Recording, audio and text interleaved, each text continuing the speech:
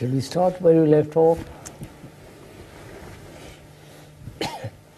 We were asking, don't we, why do human beings live this way? What is the root?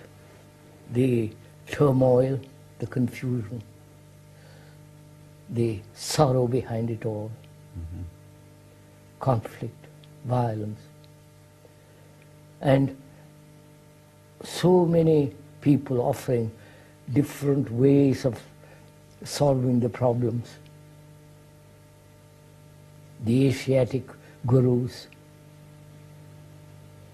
and the priests all over the world, and the new books, everybody offering a new solution, a new method, a new way of solving the problems. And I'm sure this has been going on for a million years. Do this and you'll be all right. Do that and you'll be all right. But nothing seems to have succeeded to make man live in order, happily, intelligently, without any of this chaotic activities going on. Right? Why can't human beings, so-called educated, knowing all the scientific knowledge, biology, sociology, everything as now is open to every human being. Why do human beings live this way? In this appalling misery. Some of them are conscious, some of them are unconscious. Some of them say, well, this is all right, it's only for a few years and I'll die, it's a jolly good business and doesn't matter. So, why? What is the, why?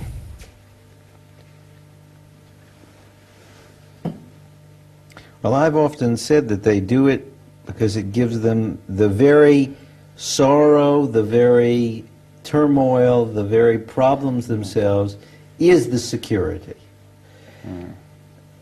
I wouldn't. That doesn't... No, I don't really think so. I think people just get used to it. I mean, they miss anything they're used to, but that's, in other people get used to fighting and, and they miss it when they don't have it, but that isn't the primary reason in my view, why they got started. What's the primary reason? That's what we wanted to That's what we'll But I just feel that whatever happens, you get used to it and you come to miss it after a while just because you're used to it, but that doesn't explain why it's there.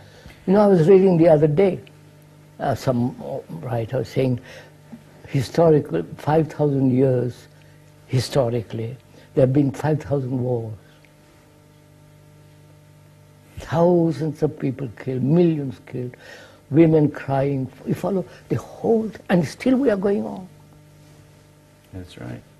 I had the same experience. One time I was working and a guy said to me that he wanted to go to Vietnam to fight because otherwise his life was every night at the bar.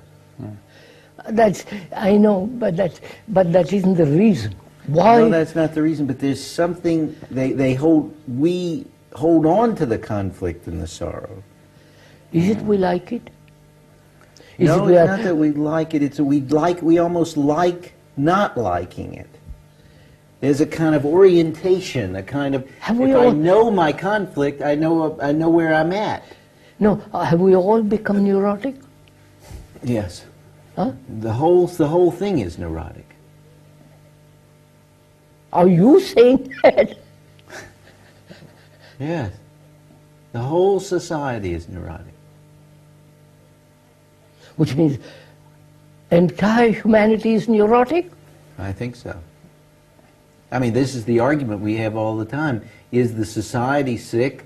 And then if you say the society is sick, what's your judgment? What's the value you're using for comparison? Which is yourself who are neurotic. Right. So, when you are faced with that human beings live this way and have accepted it for millennia.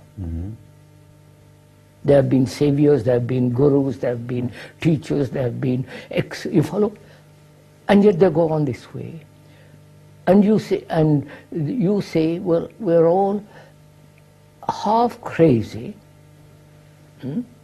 demented, from top to bottom, corrupt. And I come along like us, come along, say, why?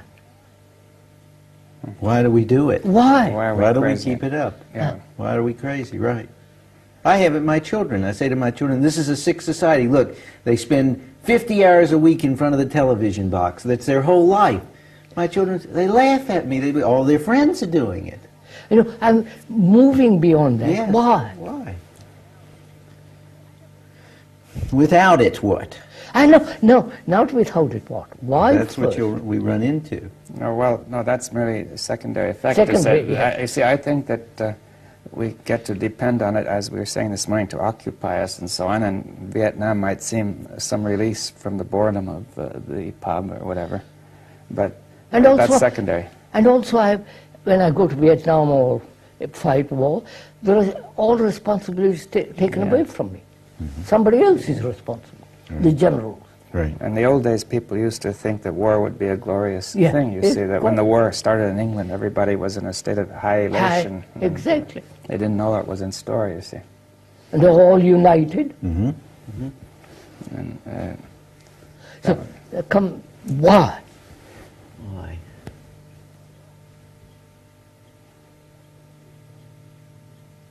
Is it that we have started out on the wrong path?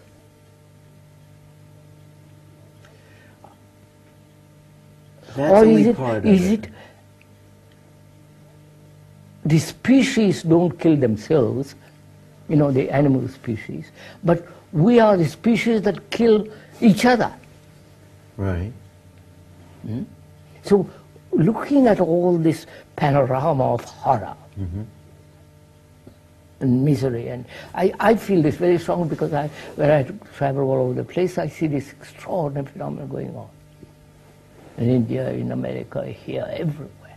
And I say, why do people live this way, accept these things, read history, and know, if only it is no longer concealed. They have become cynical.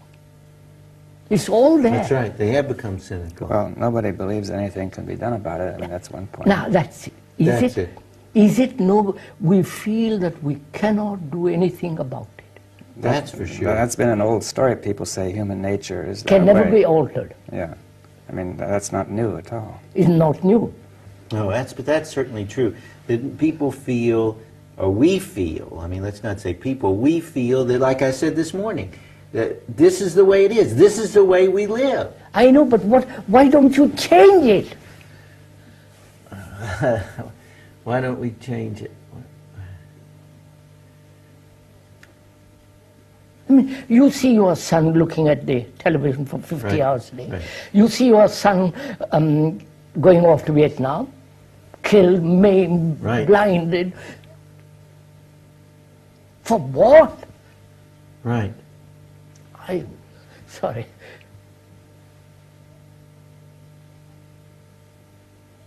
There have been pacifists, there have bing warmen, hawks, doves. Right. Well, look, I mean, many people have said we don't accept that human nature is this way. We will try to change it, and it didn't work. You know, so many people did that, right? I know. The communists tried it, the socialists tried it, some others tried it. I mean, the utopians, the all utopians. Right. And you know, and there's been so much bad experience that all adds up to the idea that human nature doesn't change. You know, when Freud came along, Freud made his studies. He never set up psychoanalysis as to change people. He said, we can only study about people. We'll never help I'm them. not interested. I know now. I don't have to read Freud or Jung or you or anybody. It's there right in front of me. Right. So now okay, so let's say we that's a good, we know this. Yes. We know this fact about people. Yeah. And we also know the fact of the matter is that they don't try to change So it. what is preventing them? Well, in fact, That's the question. They don't, that's another well, no, fact. people have tried to change it in many cases, but they... Okay, but now let's say that they don't try to change You know, they go ashramas, they go Right. dozen ways they have tried to change. Right. But essentially they are the same. You see, I think people cannot find out how to change human nature. You see, is that it? Well, that's, I mean, at least whatever methods have been tried are entirely... Is that it, or is it the fact that the very nature of the way they want to change it is part of the process itself? That's what he's saying. No, but I'm saying that both. And I say the first point is that whatever people have tried has not been guided by an understanding, a correct understanding of human nature. So it's guided by this very process itself, right? The incorrectness. Yeah, see, let's take the Marxists who say that human nature can be improved, but only when the whole economic and political structure has altered. Right. But then... they've tried to alter the human nature. They can't alter it, you see, because our human nature is such they can't really alter it. They've got classes high, they started off no wars, you know. But they're using a mechanical way to make a mechanical change. Mechanical change to make a mechanical... Look at it, sir. You, take yourself. Right. Sorry to be personal if I don't mind. Go ahead, yeah. You be the victim. I'll be the pig in the middle. Why don't you change? Well, And don't give explanations. Well, the feel of it is that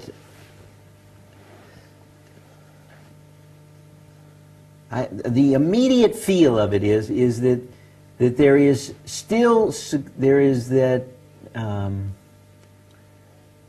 guess I'd have to say there's some sort of false security or false the fragmentation, the immediate pleasures that are gotten from the fragmentation. In other words, there's still that movement of fragmentation.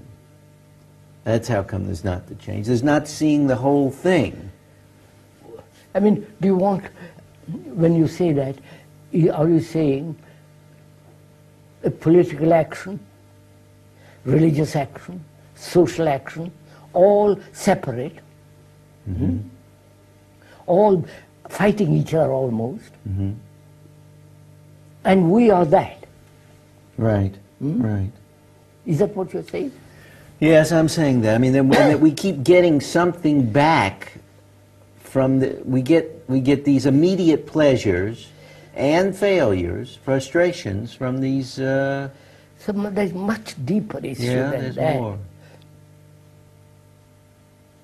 I mean, my immediate response is, why don't I change? What is it that keeps me from seeing the total? I don't know. I keep coming up with a kind of feeling that I'm getting something. I keep getting something from not changing. No. Is it the entity that wishes to change sets the pattern of change, right? And therefore the pattern is always the same and a different color? I don't know if I'm making much clear. Well, can you say it another way? Yeah. I want to change, and I plan out what to change, how to bring about this change. Right. The planner is always the same. That's right. But the patterns change. That's right, yeah. I have an image of what I want. No, patterns change. Yeah. But I, who want to change, create the patterns of change. Yes, that's right. Yeah. Therefore, I am the old, and the patterns are new, but the old is always conquering the new. Right. But of course, when I do that, I don't feel that I'm the old. See, I feel that I'm the new. I mean, it's... Yeah, I've got a new idea of how... Yeah, but I say I really don't feel that I am involved in that old stuff that I want to change. Just now, after lunch, you were saying Kabbalah, that thing. There's a new system. Yes. New, say, if you study this, you will be transformed. That's right. Yeah. This has been said 100 million times. Do this and you'll transform. Yeah. They try to do it, but the center is always the same. Yeah, but each person who does it feels that it's never happened before. My experience through that book is entirely different. But the experiencer is same old thing, right. I think that is one of the causes of it. Well, it's a kind of sleight of hand trick whereby the thing which is causing the trouble is sort of put into position as if it were the thing that we're trying to make the change. You see, it's a deception. I'm deceiving myself all the time by saying, I'm going to change that, become that. Then if it doesn't suit me, and so on. Is that it? Well, that begins to get at it. I mean, look at yourself and say, is that it? You read Hindu, wait a minute, Hindu, some book. Right. And say, yes, how true that is. I'm going to live according to that. But the me that's going to live according to that is the same old me. Right. Right. That's right. Well, we have this, we run into this in, with, let's say, with, I think that all systems, for instance, of therapy, with patients, for instance, the patient will say the doctor is going to be the one to help him. Yes. Right. Yeah. And then when they see that that doctor is like you or is not going to help you, then there's this, they're supposed to get better, or they're supposed to be well. But in fact, they've never touched that central issue, which is that I thought that somebody could help me. So then they go to something else, or they go to something else, and most of them go to another theory. Another guru. Another guru, another type of thing, whether it's a mind guru or... This afternoon there was a man dead too here, talking about a new guru. You follow, or an old guru. It's all same old stuff.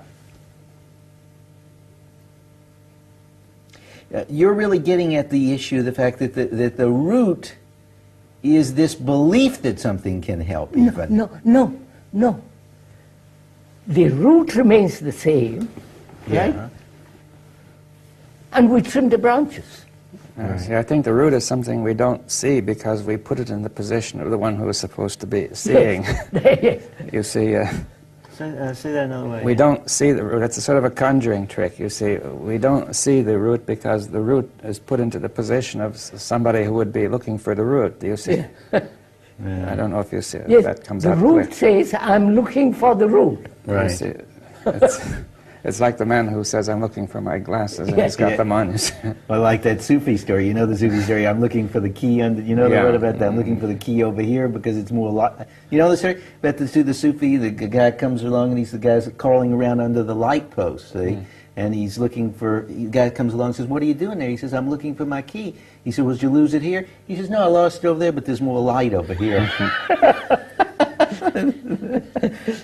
Yeah, well, we throw the light on the on the other part.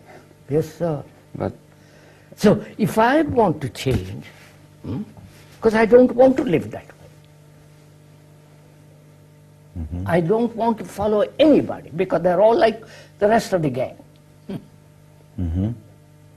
I don't accept any authority in all this. Yeah. Authority arises only when I'm confused. Right. When I'm in disorder. That's right. So I said, can I completely change at the very root? well, now you see, let's look at that because you're saying I. There seems confusion in the language because I say I. Confusion of language, I know. I mean, which makes it hard because you say I'm going to change. I am. It's not clear what I mean by I. The I is the root. The I is the root, so how can I change? You see? That's the whole point. You see, the language is confusing because you say, I've got to change at the root, you see, but I am the root. So what's going to happen? So what's going to happen, yeah. No, how am I not to be I? That's the question. Yes, what do you mean by that? How am I not to be I? But let's roll it back a minute, a second. You state you're not going to accept any authority. What?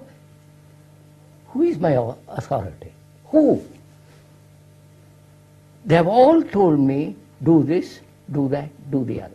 Read this book, you'll change. Follow this system, you'll change. Identify yourself with God, you will change. But I remain exactly as I was before.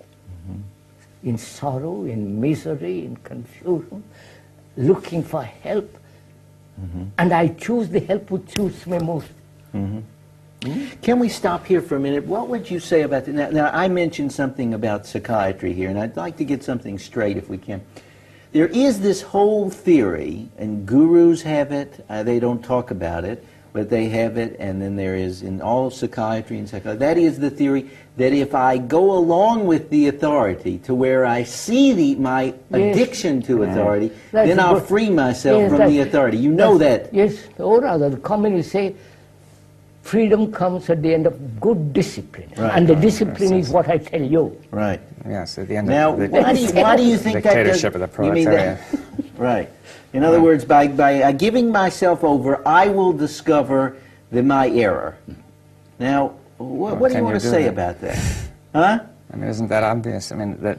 Right. It's obvious. I mean, that I'm doing the same thing, and then I see the failure of this authority, but you see, there is a thesis there that if I see the particular of my following authority, then I will see the universal in the root.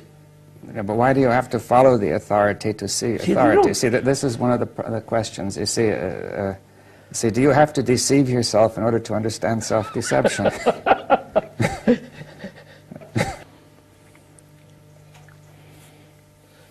Yes, sir.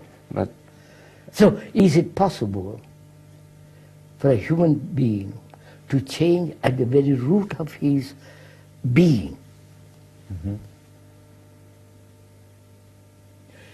They have tried different ways, different Zen. You follow, 10 different, umpteen different ways they have tried to change man. Rewarding him, punishing him, promising him. Nothing had changed, brought about this miraculous change. And it is a miraculous change. It would be, yes, it is. It is. Everybody promises, do this, do that, do the other. Right. And a man like, we come along and say, look, I don't want to accept any authority. right. Because you have misguided everybody, all the authorities. Authority In itself is disorder. Right. Authority exists because human beings are in disorder. The disorder has created them. Not clarity, not compassion, not something entirely different. It's the disorder has created them. So why should I follow them? Though they promise, do this, discipline yourself according this way, ultimately you'll be free. I reject all that. Not intelligently, because I see. It isn't a cantankerous rejection. It's a reasonable, sane rejection. So how do I proceed?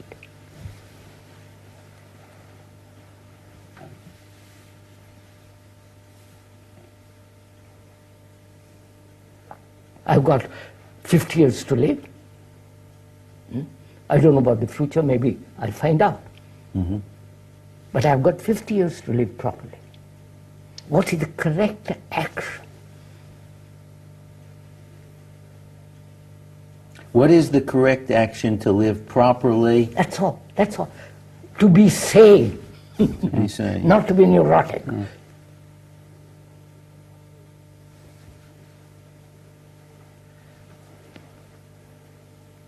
Who is going to tell me? The communists? Marx? Lenin? Mao? The Pope? Or the local priest? Who is going to tell me? Because they don't act rightly either. But we have a whole group of people who don't say that they'll tell you. We have a whole group of people who will say,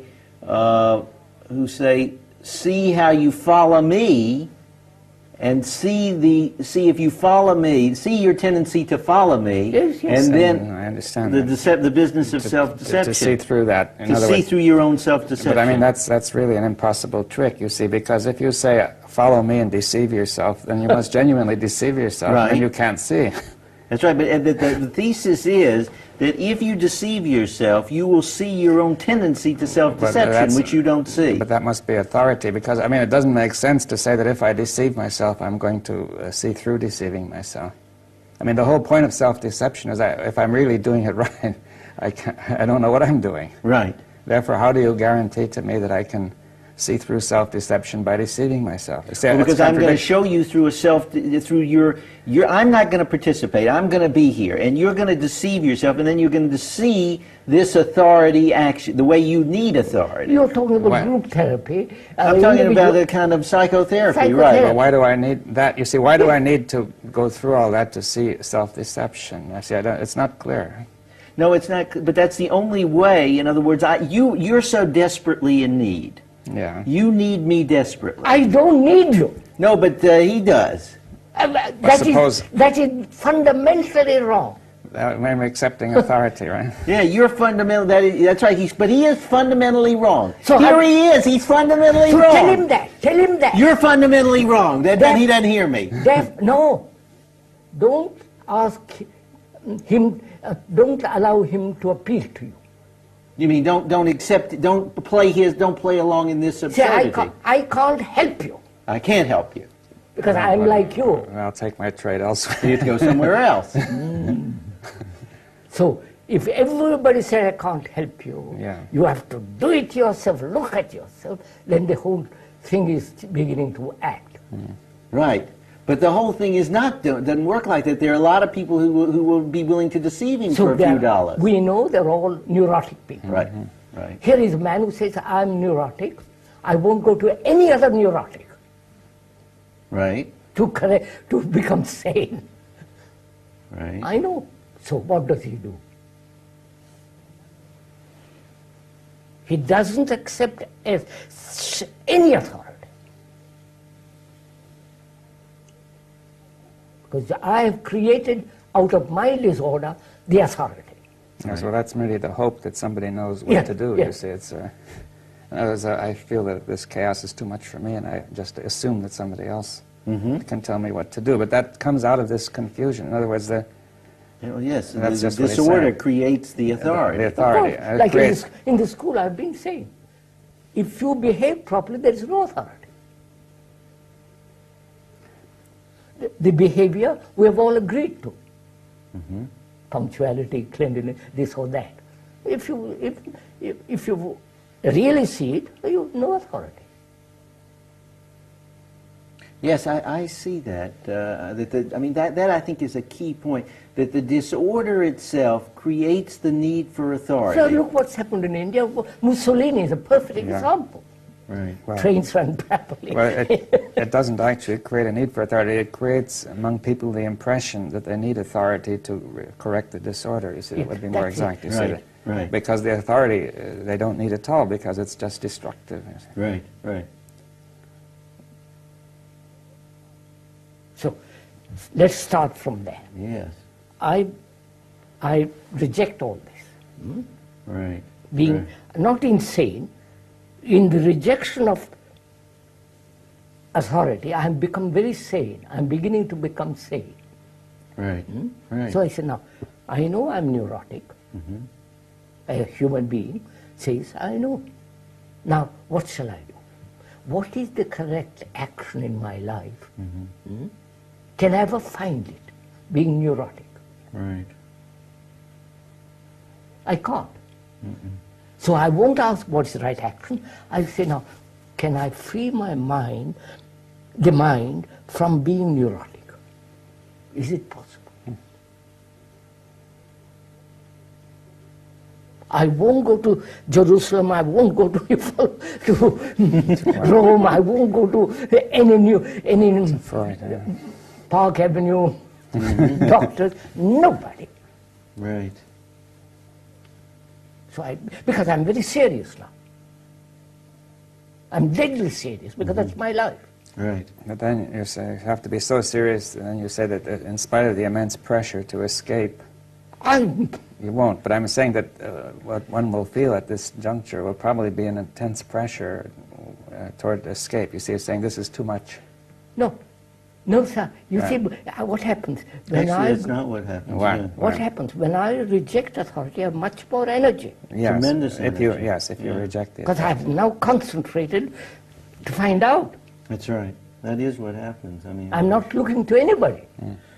that's right. I know. In other words, then I have to use then I have to really be rawly open to what is. That's all I've got. So what shall I do? When I'm rawly open to No, what is. I'm not open. Here is a human being caught in all this. What shall you do? No authority. No social discipline is immoral. Right? Then it's the intense alertness. No, to- tell me you are a doctor. Tell me what I am to do. I reject you Right. because you're not my doctor. Right. You are not my authority. Right. You don't tell me what to do That's right. because you are confused. Right. So you have no right to tell me what to do. Right. So I come to you as a friend. Right. Say, let's find out. That's right. Because you are serious and I'm serious. That's right. Let's see how... We can work together. And No, be careful. I'm not working together. You're not going to work together. No, we are together investigating. Together investigate. Okay, okay, we won't call it. We're investigating together. No, working together means cooperation. Right. I'm not cooperating. I say you are like me. That's What am I right. to cooperate with? Well, you don't want to cooperatively investigate. No, because you are like me. That's right. Confused, miserable, unhappy, neurotic. Right, right. So I said, well, how can we cooperate? We can only cooperate in neuroticism. That's right. You mean we'll collude essentially Yeah, of course. deceive ourselves. So what are we going to do? So can we investigate together? That's a very interesting question. Can we? How are we going to investigate together if we're both neurotic? No. So I said, look, I'm going to first see in what ways I'm neurotic. I see. Okay. All right. Let's look at it. Yes, look at it. In what way am I neurotic? A human being comes from New York or Tokyo or Delhi or Moscow, wherever. He says, I know I'm neurotic. Society is neurotic. The leaders are neurotic. And I am the world and the world is me. So I can't look to anybody. Exactly. So that gives you what it does. Well, it really puts you up straight up there in front. It gives you a tremendous sense of integrity. Right. You got the ball in your hands now, run with it. Well, now can I being a human being, can I look at my neurotic? Is it possible to see my neuroticism? What is neuroticism? What makes me neurotic? All these things that are put into me. Into me in the sense, the me that has collected all this, which makes the me.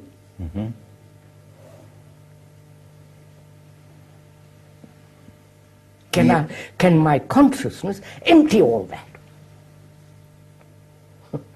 your consciousness is that, though. Of course. Is it only that? For the moment, I'm limiting it to that. That is my consciousness. The proliferation of my fragmentation or my thought is my neuroticism. What am I going to do this? What am I going to get here? Where am I going to get this? Or what am I going to do there? Or how am I going to... I mean, this me is made out of the proliferation of these fragments. Isn't that right? No, of course. But also this means tremendous question, you follow? Oh. Can the consciousness of man, Be which aware. began 5, 10 million years ago, with all the things that have been put into it, generation after generation, generation after generation, from the beginning till now, you're asking, all that is neurotic, old boy, all that is a fragmented collection, can you take one at a time at those and look at it, or can you take the whole of it and look? I don't know. Yeah. Well, can you take the whole of it and look? That's not clear. How can you take the whole of it and look? Yeah, I mean, there seems at least a language problem there, because you say, if you are that, how are you to look at it? I'll show you in a minute. I was going to. No, but I meant that it is a difficulty of stating it. Stating it, I know. It's a verbal, the words are wrong, you see. Right, the words are wrong. Because the words are made by this very system there. Yes. So we shouldn't take these words too literally. Too literally, of course. Could we say that the words can be used flexibly? Right. Now that's a good... No, the word is not the thing. That's right. The word is not the thing, but the word points at something much bigger than itself. No, word is not the thing. Right. It may be the big thing or the little thing, but the word is not that. Not that. Yeah, but you see, we are using words, and the question is, how are we to understand them? You see that they are in some way a clue. Impediment and... In some way a clue to what we're talking about. But it seems to me, you see, that one trouble with the words, the way we take them to mean something very fixed, like saying... this chair. This is exactly a chair. My consciousness is just so. You see, I am the neurosis, and therefore we take it very fixed. Now it's moving. It's moving and changing. Yes, and therefore you can't just exactly say I am the neurosis or I'm not the neurosis. Is that? It's constantly in flux. But he's saying something bigger, which is the fact that the very thing that we're investigating is the way word is. I mean, the way we use words as the thing is the very movement that we're investigating. Yes. That is the consciousness. Well, that's it. You see? Would you repeat that once more? Yes. That the very act of the word being seen as the thing by consciousness, yes, that very movement is the thing we must investigate. Yes. That is... Now, can you look at it without the word? Is that possible? The word is not the thing. The word is a thought. And as a human being, I realize I'm neurotic. Neurotic in the sense I believe. I live in conclusions, in memories, which are all neurotic processes. In words. In words. The words, pictures, and reality. I believe. That's how you live. I mean, my belief is very real. It may be illusory. Right. All beliefs are illusory, but because I believe so strongly, they are real to me. Right, right. They are very real to you. Very. So, can I look at that, the nature of the belief, how it arose, look at it. Look at how I'm living in the world in which I'm trapped by the belief in the word is the thing. Look at that movement. Don't expand that, I understand. Right. Just look at that. You've got a belief, haven't you? Oh, yes. Now, look at it. Can you look at it? Well, I mean, this morning we were talking about the fact that the belief is doctor, word, thing. Don't expand it. Can you look at that? At that fact that you have a belief?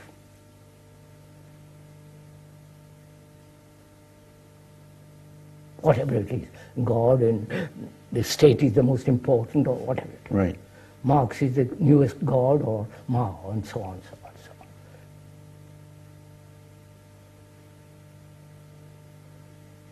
But I believe it's true. No. No. Can you look at that belief? As a belief and not as a fact. I know. It's a fact, it is a reality to you when you believe in it. Go to a Catholic, a Hindu, or a Marxist. Well, how am I going to look at it if I really believe in it? In other words, look, I say there is a God. Right. Right? Right. Now you're telling me to look at my belief in the God. Why do you believe? Who asked you to believe? What is the necessity of God? Not that I'm atheist. I'm asking you. I know it's there. God is there for me if I believe. Then there is no investigation. Right. You have stopped. You have blocked yourself. I've blocked. You've shut the door. That's right. So how are we going to get? Because we've got such beliefs. Yeah, ask him. Right. You have tried how are we going to get into belief? To show somebody who is a very strong belief. Right. He says, what are you talking about? This is reality as That's much right. as that. Yes, well, that's the thing, that how our word becomes reality. Do you see? Can we investigate how that? can we get at this? Because I think we have loads of these unconscious beliefs that we don't really shake, like the belief in the me. Yes. I mean, I think No, he's asking some other question. Right. Well, how a thought or word becomes a sense of reality. Do you see that? Why words have become realities? You see, I think a deeper question is how the mind sets up the sense of reality. Do you see? I mean, if I look at things, I may think they are real sometimes mistakenly, you know, and that's an illusion. And but when it comes to the and you know, even with objects, you can say a word and it seems real when you describe it that way. And therefore, in some way, the word sets up in the brain a construction of reality. Yes. And then everything is referred to that construction of reality. How am I to investigate that? What created that reality?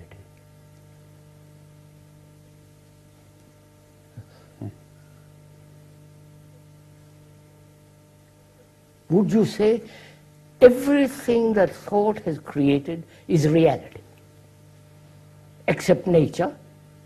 But thought didn't create nature. Of course not. No, but I mean, can't we put it that thought can describe nature? Yes, thought can describe nature, poetry, you know, all the rest of it. And also measure it. And Imagination, all the rest of it. Can we say thought, whatever it has put together, is reality?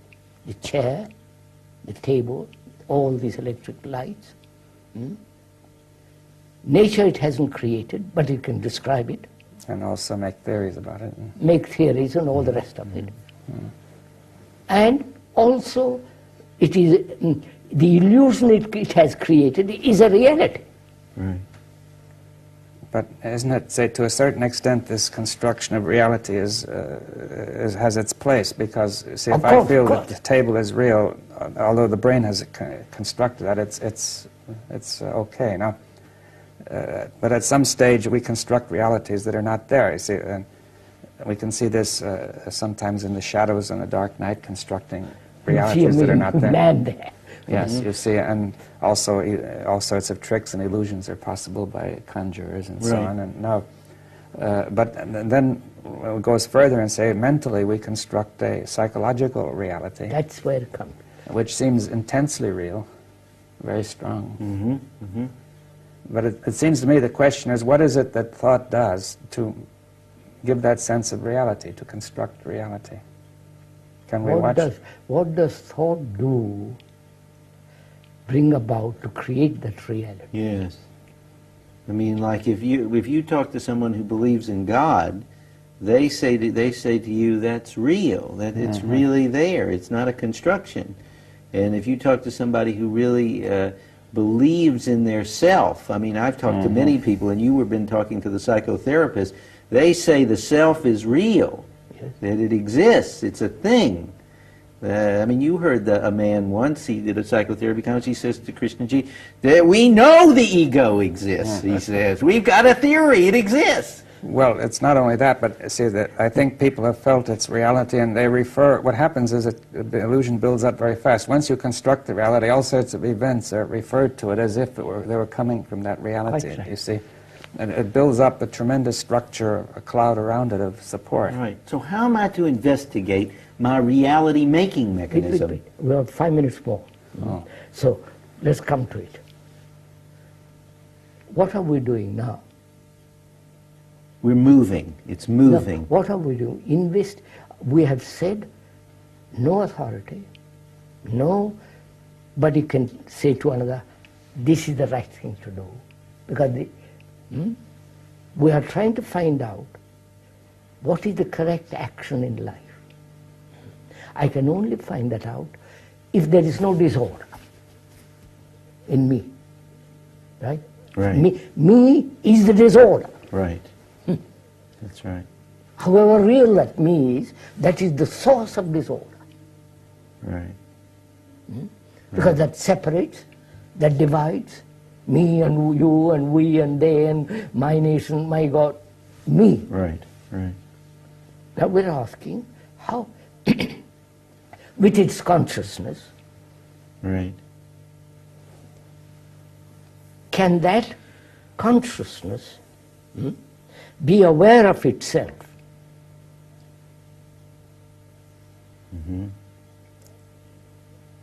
Aware, like thought, thinking. Thinking about itself? About thought, can, put it very simply, can thought be aware of its own movement? Yes. Yeah, that's the question. That's the question. I mean, it's been called, it could be say, a self-reference of thought, to thought understanding its own structure, its own movement. Its own movement. And but is that thought that's aware of itself, or is it something else? Try it, try it. Try that. Do it now. 4 minutes you have. Right. Do it now. See whether you can be aware of your, not you, whether thought can be aware of itself, of its movement.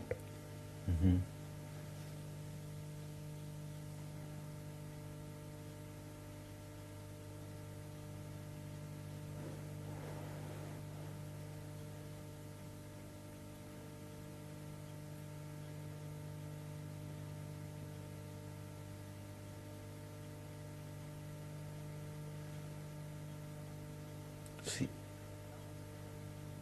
it stops. What does it mean? It means what it says. It stops. That it can't be. That the sense of, well, the observation of thought stops. No, I don't put it that way. How would you put it? It is undergoing a radical change. yeah, so the word thought is not a fixed thing. No. The word thought It does not mean a fixed thing. Yes. But it can change, right? That's In perception. right. I mean, you have told me, other scientists have told me, in the very observation through a microscope, the object, Yeah, the object undergoes a change. In the quantum theory, the object is, cannot be fixed apart from the act of observation. Well, this is true with patients. When in psychoanalysis, when being with the patient, they change No, automatically. forget the patient. You are the patient. I'm the patient. Right. It changes. No. What It takes stops. place? What takes place when thought is aware of its own, of itself?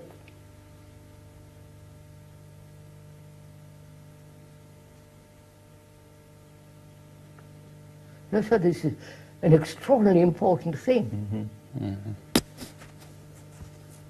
Yes. That is, can the doer be aware of his doing? Can I move this vase from here to there? Can I be aware of that? Moving. Yes. I can physically, that's fairly simple. Right. I stretch out the arm and so on, so on. Yes. But is there an awareness of thought which says, yes, I see what, thought is aware of itself, its movement, its activity, its structure, its nature, what it has created, what it has done in the world, the misery, all the rest of it. Is there an awareness of the doing of the brain?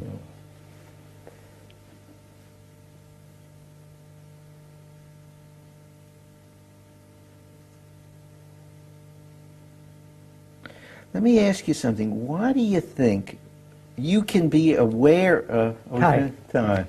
I want to save that question for tomorrow.